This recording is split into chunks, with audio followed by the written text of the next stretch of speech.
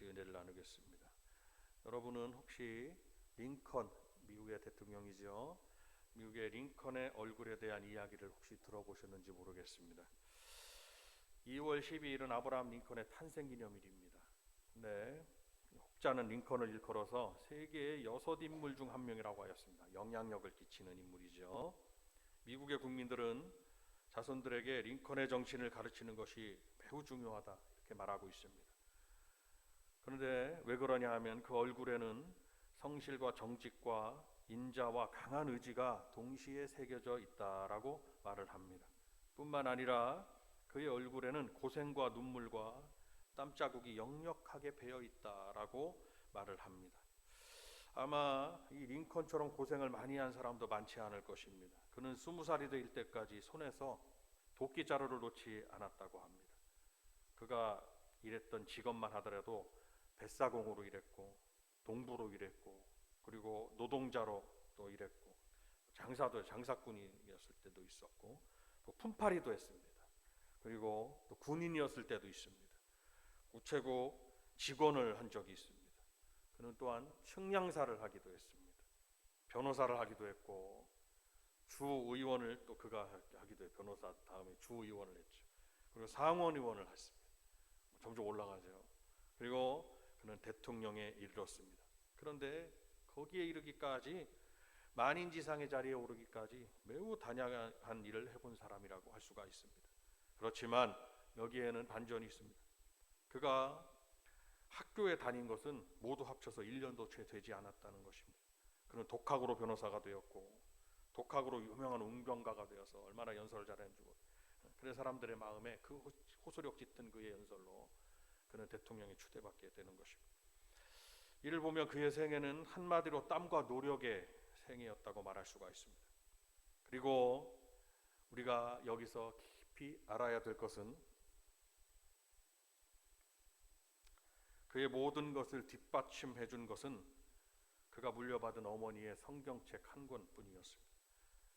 그는 어떤 사람의 도움을 의지하지 않고 오직 하나님만 의지하고 살았습니다. 그리고 링컨은 일생에 그가 집무실에서 대통령 집무실에서 기도할 때도 골방에 들어가 나무 무릎 거기에 바닥이 나무로 된 곳에 무릎을 꿇고 항상 하나님 앞에 직무를 보기 전에 기도했다고 해요. 기도의 사람이었습니다. 한번 오늘 따라 하실까요? 기도의 사람. 시작. 근데 링컨은 항상 하나님의 말씀을 배우고 하나님의 말씀을 그는 중히 여기고 그 말씀대로 하려고 노력했던 사람입니다. 그러면서 모든 것에서 나는 항상 배우는 사람이다 이렇게 말을 했다고 합니다. 안타깝게도 1865년에 그는 57세의 나이에 흉탄에 맞았습니다. 어떤 정치적인 이슈에 의해 가지고 참 아까운 인물이 생을 마감하게 된 거죠. 그런데 이렇게 기억합니다. 그는 죽는 순간까지 부지런히 일했고 정직하게 살았고 그리고 하나님의 사랑을 나누어주는 생활을 계속했다고 그렇게 말하고 있습니다. 근데 그가 40대가 되다 이렇게 말했습니다. 자기가 40대에 그런 것을 느끼기도 했는데 우리가 불혹의 나이를 넘기면 40대죠. 자기 얼굴에 대해서 책임을 져야 된다라는 그런 말을 해서 많은 사람들에게 영향을 주기도 했다는 것입니다. 이는 시작은 참 조그마하나 나중에는 굉장히 창대케 되는 아주 그런 인물이었습니다. 근데 내 시작은 미약하나 내 나중은 심히 창대하리라. 우리는 이 말씀을 잘 알고 있어요. 다 같이 한번 우리 말씀을 내 시작은 미약하나 내 나중은 심히 창대하리라. 여기에는 영적인 의미도 있습니다. 작은 기도의 불씨가 나중에 크게 되는 것도 의미하는 거예요. 여러분들의 작은 믿음의 헌신이 시작은 미약하지만 나중엔 크게 역사를 이루는 것도 말하는 거예요. 큰 일을 이룬다. 그래서 주님도 적은 것에 충성된 자는 큰 것도 맡기겠다고 말씀하신 거예요. 하나님 앞에 아무리 작은 일로 여겨질지라도 하나님 앞에서는 그것을 통해서 크게 역사를 이룩하시는 거예요. 근데 여기엔 다른 또 반전의 부분도 있습니다. 다른 방향으로. 죄를 놔두면 조그만한 죄가 나중에 커지는 거예요. 생각해줘도 조그만한 생각해줘도 나중에는 커져가서 걷잡을 수 없는 거예요. 그래서 가룟 유다가 예수님을 은전 30냥에 대제사장 되기 던져. 예수님이 어떻게 은전 30냥, 즉 고대의 그 노예, 건강한 노예 한 사람의 그 몸값이 은전 20냥이었단 말이죠. 근데 10냥 더 얹어가지고 예수님은 어떻게 그런 노예 한 사람의 몸값으로 넘길 수가 있냐 이 말이에요. 생각을, 조그마한 죄의 생각도 다스리지 못했다는 거예요. 그러니까 시작은 미약하나라는 말씀을 어찌 보면 우리가 긍정적으로 받아들일 때, 생각할 때 여러분들의 작은 믿음의 행함이 나중에 큰 역사를 불러온다는 것을 믿으시길 바랍니다. 오늘 우리가 아무리 작을지라도 나중에 큰 인물이 될 수 있다는 걸 또한 믿고 기도하셔야 된다. 우리 자녀들을 향한 부모님들의 기도라는 것을 아셔야 됩니다. 아브라함 링컨이 이름도 아브라함이에요. 아브라함의 믿음을 가지라고 부모님이 줘주신 거겠죠. 그에게 물려준 거는 물질도 아니고 성경책 한 권이라고 말씀드렸어요. 성경에 모든 것이 다 있어요. 성경에 모든 복이 성경 말씀에 다 있어요. 그래서 여기 우리 자녀들뿐만 아니라 우리 모든 성도님들이 성경 말씀을 귀히 여기고, 우리 가정 신방을 받을 때도 하나님 말씀을 주셨다 그러면 그 말씀 부여잡고 1년 동안 사셔야 되는 거예요. 그 말씀에서 떠나면 안 되는 거예요. 아멘입니까? 오늘 주일날 전해지는 이 말씀도 나에게 복을 주시는 말씀이에요. 복을 주시는 말씀. 다 같이 박수 한번 하면서 복을 주시는 말씀. 시작. 시작은 미약하지만 나중은 주 안에서 창대케 된다는 그런 하나님의 말씀, 곧 저와 여러분들에게 주시는 오늘 이 아침, 주일 아침 축복의 말씀이 이신 줄로 믿습니다. 그러면 우리가 어떻게 할 때, 첫 번째로 우리가 하나님을 부지런히 구하고 찾을 때 창대해진다는 사실을 믿으시기를 바랍니다.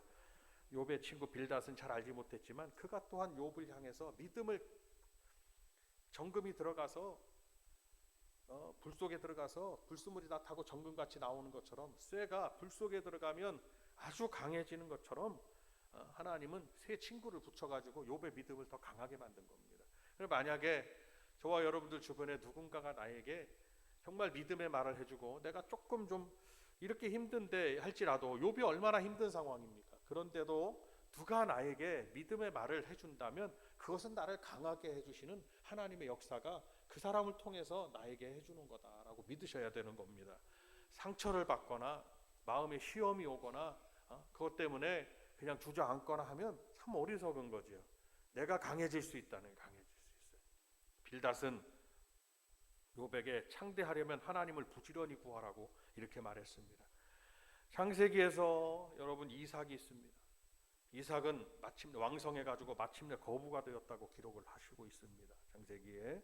실제로 이삭은 그 사람 한 사람의 모습만을 보면 이렇게 큰 축복을 받을 만한 자격이 있느냐? 아버지에 비해서 너무 부족한 사람이었죠.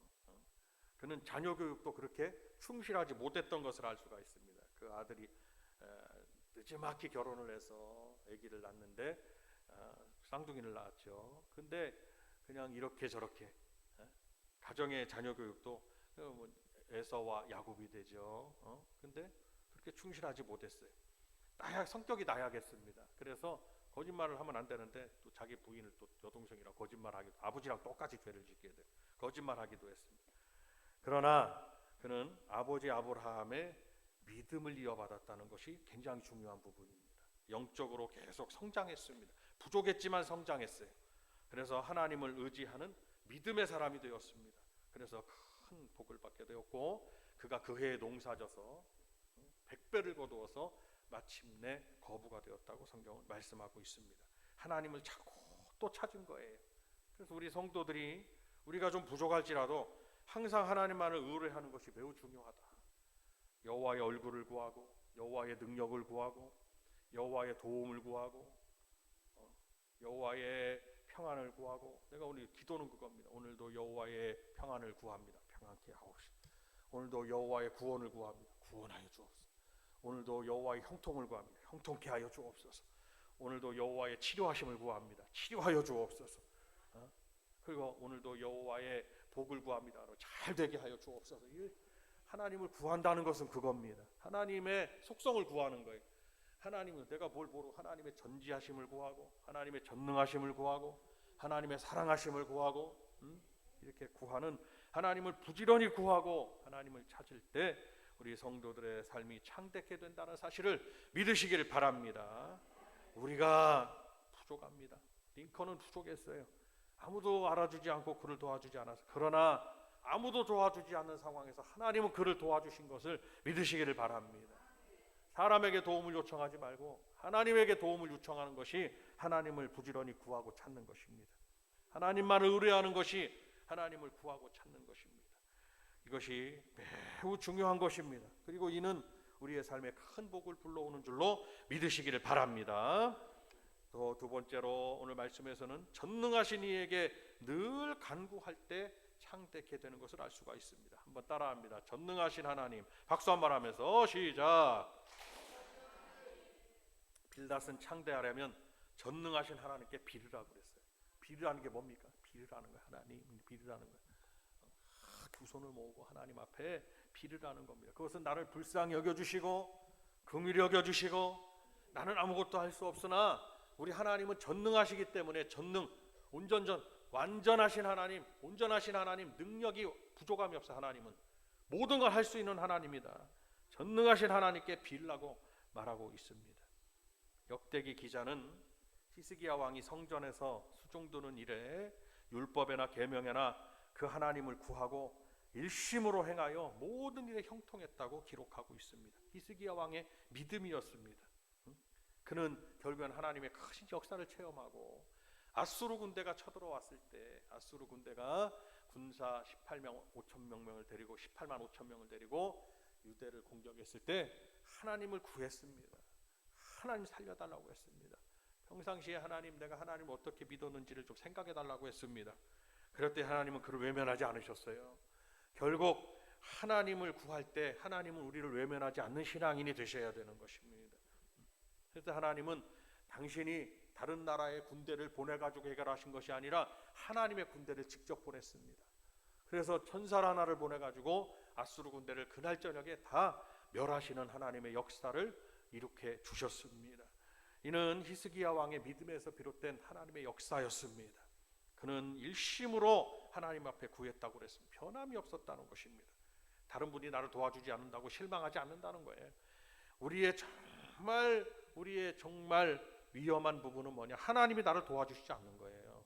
하나님이 그냥 훈련시켜 내버려 두는 거예요. 그거 위험한 겁니다. 사람은 도와주지 않는 것은 그것은 당연한 겁니다. 뭐 조금 도움은 되겠죠. 나를 돕는 자 중에 하나님이 계신다고 해서 사람은 뭐 도움의 손길이 좀 될 수 있겠죠. 그러나 정작 일생에 우리의 도움은 누가 도움이 되셔야 되느냐? 하나님, 전능하신 하나님이 도움이 되셔야 된다. 빌닷이 오늘 이 욥에게 그렇게 하라고 그랬습니다. 그래야지만이 하나님, 전능하신 하나님을 구할 때만이 창대해진다고 말하고 있습니다. 여러분도 잘 아시는 한나는 이렇게 고백합니다. 생사화복을 주장하시는 우리 하나님이, 그 하나님을 내가 믿었기 때문에 여호와는 가난하게도 하시고 부하게도 하시며 우리를 높이기도 하신다고 그렇게 고백하고 있습니다. 그 말씀을 저와 여러분은 믿으셔야 됩니다. 하나님은 우리를 모든 것을 다 주관하시는 하나님이신데, 전능하신 하나님에게 구할 때 가난한 분이 부자가 되는 것이고 교만하면 부한 분이 가난하게도 돼요. 잘못하면 하나님 앞에 우리는 겸손하게 하나님을 구한다는 것은 모든 것을 다 하나님 앞에 맡긴다는 겁니다. 다 같이 한번 우리 따라합니다. 모든 것을 하나님께 맡깁니다. 시작. 자, 옆에 분에게 한 말씀해 주세요. 모든 것을 하나님 앞에 다 맡기시라고 말씀해. 간절하게 시작. 여러분, 모든 것을 하나님 앞에 다 맡기시기 바랍니다. 하나님은 다 하실 수 있다는 거예요. 한번 따라. 하나님은 다 하실 수 있습니다. 시작. 그걸 믿고 나아가는 거예요. 하실 수도 없는 분한테 구하면 무슨 소용이 있냐는 거예요. 아기가 아빠를 기대하고 아빠한테 안기는 것은, 아빠는 내 모든 걸 다 할 수 있다는 걸 믿기 때문에 맡기는 거예요. 아빠한테 안기는 거예요. 아기들 키울 때 아빠만 믿고 뒤로 넘어져 봐. 그러면 아기는 점점 커가면 자꾸 뒤를 돌아보는데, 완전히 아기 어린은 아빠 뒤를 돌아보지 않고 아빠가 받아줄 줄 알고 다 뒤로 이렇게 받아줄 줄 알고 다 맡긴다 이 말이죠. 하나님을 구한다는 것은, 전능하신 하나님을 구한다는 것은 다 맡기는 거예요. 여기 계신 분 중에 많이 앉아 계시지만 우리가 근심이 없는 분은 없을 거예요. 한두 가지는 있을 거예요. 염려도 되고 걱정도 되고 다 있을 거예요. 다 주님 앞에 맡기시기를 바랍니다. 아무리 믿음이 있어도 염려와 근심이 없다면 그는 육신을 가진 사람이 아니겠죠. 없다가도 생기고 그리고 있다가도 또 없어지고. 그러나 이 시간 욥은 말도 못하게 걱정이에요. 자녀들 문제도 다 지금 가정이 풍비박산난 거예요. 사탄이가 와서 그를 하나님이 그의 믿음을 시험하라고 허락해 주셨습니다. 얼마나 위대한 사람이면.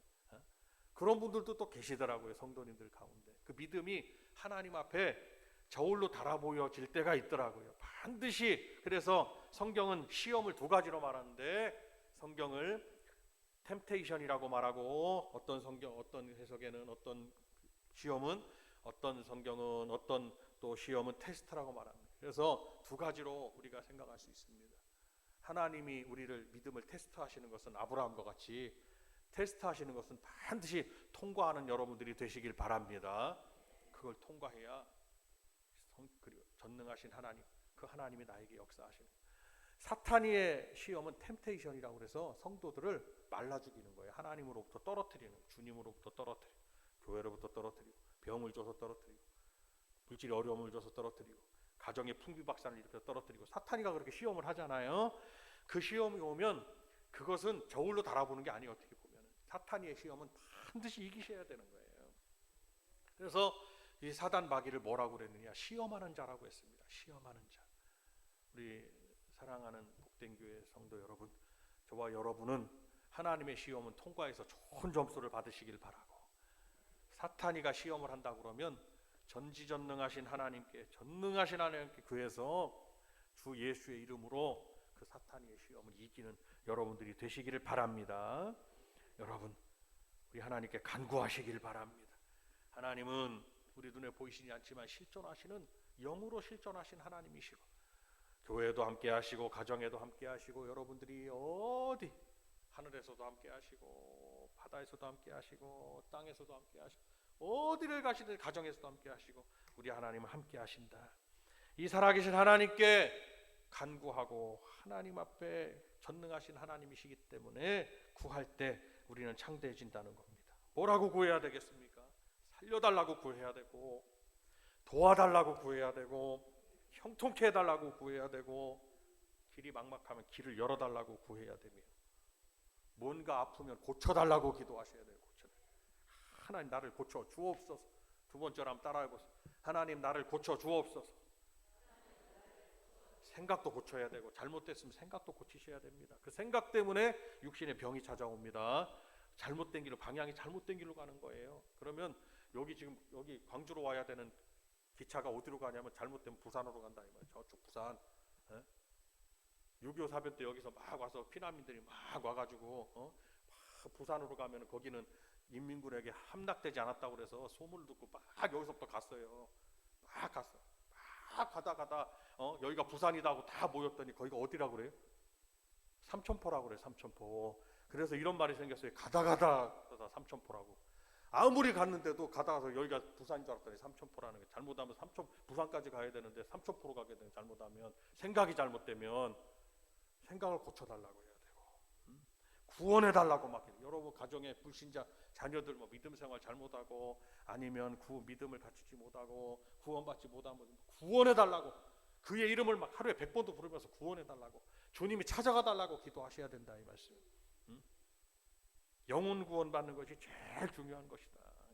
구원해달라고 기도하시고, 그리고 좀 어렵게 살면 주여 저 영혼이 저가 복을 내려달라고 막 기도해야 됩니다.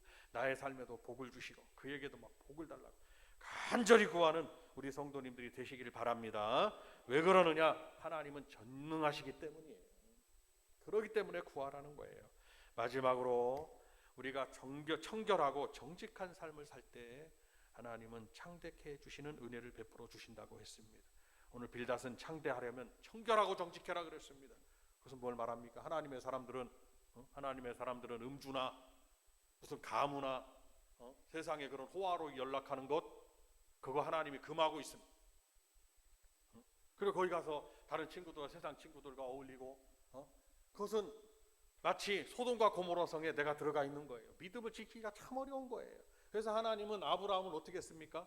아브라함을 자기가 살던 동네에 가만 내버려 두고 거기서 믿음 생활하게 하지 않으셨어요. 어디로 뚝 떨어뜨리셨냐? 하나님이 고향 친척 본토 아비집을 떠나서 하나님 인도하시는 광야 땅으로, 가나안 땅으로, 지금의 가나안 땅, 이스라엘이 살고 있는 그 땅으로 그를 인도하셨습니다. 그리고 광야에서 오직 어디를 바라보게 하셨냐면 하나님만 바라보게 하셨다. 우리 믿는 자의 삶은 그렇습니다. 우리가 세상 속에 살고 있지만 참으로 친구들과 어울려서 그 세상의 모든 문화와 혜택을 다 누리고 거기에서 결국에는 유흥이고 결국에는 향락입니다. 우리 하나님의 사람들은 과감하게 그것도 절제할 수 있어야 되는 것입니다. 절제하지 못하면 주일날 나오지 못하는 거예요. 절제하지 못하면 믿음을 지키지 못하는 것입니다. 믿는 자의 반열에 있을 수가 없는 거예요. 절제하지 못하면 하나님 앞에 나와서 자기 자신을 산제물로 드릴 수가 없는 거예요. 그러니까 믿음 생활은 다른 게 없습니다. 하나님이 하라는 걸 하고 하나님이 하지 말라는 걸 하지 않는 게 믿음 생활입니다. 뭐 간단합니다. 하나님이 하라고 하시는 말씀, 하지 말라고 하시는 말씀은 성경에 다 써 있습니다. 성경 말씀의 한 챕터를 정해가지고 오늘 말씀을 드리는 거예요. 분들에게 이 말씀을 새기셔가지고 우리 성도님들은 주 안에서 복을 누리는 여러분들이 되시길 바랍니다. 여러분, 애굽의 12대장 보디발이 있습니다. 그 요셉이 보디발의 집에 팔려갔습니다. 근데 요셉은 그 속에서 항상 청결하고 정직한 삶을 산 사람이었습니다.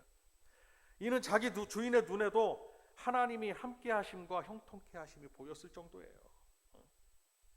근데 그가요, 모함을, 그 장군의 주인 사모님의 그 모함에 빠져가지고 이제 어디로 가게 되느냐? 감옥 중에서 더 감옥에 들어가는, 어디 감옥? 영모에 해당되는 죄인들을 가둬놓는 왕궁의 감옥으로 가게 됩니다. 감옥, 그전 감옥이 한 1층이었다면 이 감옥은 한 5층쯤, 지하 5층쯤, 거기 가면 절대로 나올 수가 없어요. 아주 소망도 없고 빛도 없고 그나마 완전히 깜깜해졌는데 더 깜깜해진 겁니다. 그의 삶이. 그런데 왜 거기 들어갔나요? 어떻게 보면 막 원망할 수 있고 자기를 비관할 수 있고 자기를 애굽의 대상들에게 판 형들을 막 원망할 수 있고 하나님을 향하여 소리를 지를 수 있겠지만 그는 청결하고 정직한 하나님을 믿는 믿음, 하나님께 향한 소망을 잃지 않았습니다. 왕궁에 오게 갇혀서도 잃지 않았어요. 그랬더니 하나님의 섭리가 그 깜깜한 그 속에 있었다는 것을 우리는 알 수가 있습니다. 그래서 그 왕궁의 감옥에 있었기 때문에 거기에서 왕의 측근들인 음식을 만드는, 왕에게 술을 따라 올리는, 만들어 그 시종장들을 만나가지고 거기서 꿈을 해몽해 주는 바람에 그 자리에서 왕 앞에 올라가게 되는 역사가 있었다, 이 말씀입니다. 그러니까 어떠한 상황이든지 우리가 낙심할 것이 아니에요. 그 상황 속에서도 하나님은, 내가 청결성을 잊어버리면 안 되고 믿음의 청결을 말하는 거예요. 막 세상 사람들이 하는 대로 하면 안 되는 거예요. 그러면 주의 복이 더디오는 겁니다. 요셉과 같이 청결한 삶을 사셔야 되고 정직한 삶을 사셔야 된다. 그래서 애굽의 총리 대신이 되었습니다. 그래서 이스라엘 이스라엘 사람, 그 사람들 70명이 들어가가지고 민족을 이루는 일에 크게 쓰임받는 축복의 통로가 바로 요셉이었음을 우리는 잘 알 수가 있습니다. 그래서 하나님은 그와 그 가정과 그 후손들의 구약의 역사에서 크게 창대케 하시고 복을 내려주셨음을 우리는 잘 알 수가 있습니다. 성도 여러분, 우리 성도님들 가정도 꿈을 꾸고 기도할 겁니다. 우리 연약하나 부모님들의 삶을 지나서 자녀들의 삶에 이르기까지 크게 창대되기를 원합니다. 창대케 되기를 원합니다. 믿음으로 창대케 되기를 원하고, 예수 잘 믿으면 그렇게 되는 거예요. 그러니까 우리가 주일날마다 나와서 뭘 결단해야 되느냐? 주님을 잘 믿기로 결단하셔야 되는 거예요. 수도 없이 외칩니다. 예수 잘 믿으면 복 받는다고. 여러분에게도 말씀드립니다. 여러분들이 예수님을 잘 믿으면 여러분과 여러분 가정, 자녀들에게 복이 임하고 하나님의 역사가 있다는 것을 믿으시기를 바랍니다. 옆에 분에게 한 말씀해 주세요. 예수님 잘 믿으면 복 받으신다고 말씀. 시작. 예수님은 잘 믿으면 복 받습니다.